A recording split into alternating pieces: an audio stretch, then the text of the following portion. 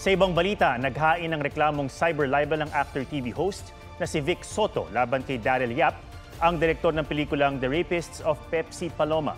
Tugon naman ni Yap, hindi niya pinepersonal si Soto at di raw gawa-gawa ang pelikula. May report si Bernadette Reyes.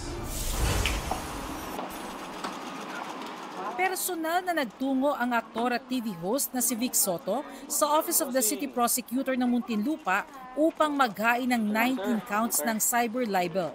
Ang kanyang inireklamo ang direktor ng kontrobersyal na pelikulang The Rapists of Pepsi Paloma na si Daryl Yap. Kasama ni Soto kanina ang kanyang may bahay na si Pauline Luna. Walang kumonsulta, walang nagpaalam, so walang consent. I just trust in our justice system. Ako'y laban sa mga irresponsableng tao, lalo na pagdating sa social media.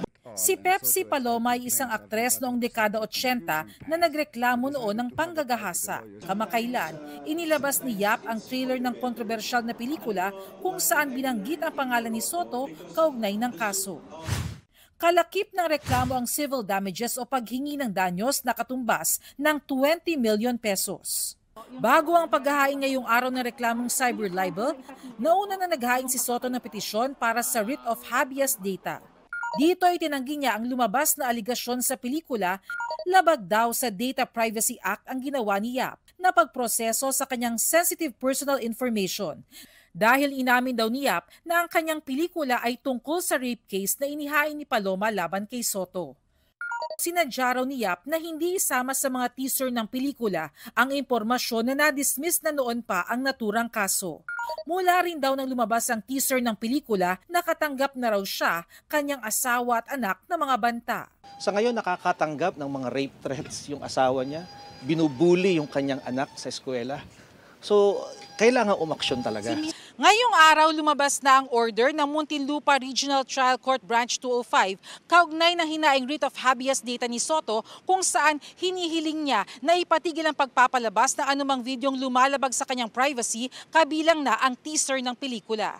Ibig sabihin ay tigilan po muna natin ang pagpo-post, pag-share ng mga bagay na ito hanggang sa ito ay mapag-usapan sa hukuman.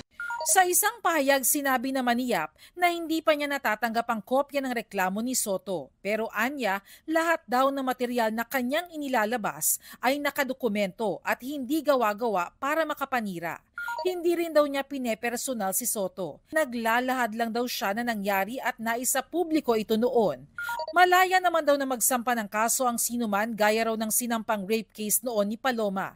Nakasaad din sa teaser na inurong ang kaso at hindi raw siya nagkulang. Si Pepsi Paloma ay sumakabilang buhay noong taong 1985. Bernadette Reyes, nagbabalita para sa GMA Integrated News. Huwag magpahuli sa mga balitang dapat niyong malaman. Mag-subscribe na sa GMA Integrated News sa YouTube.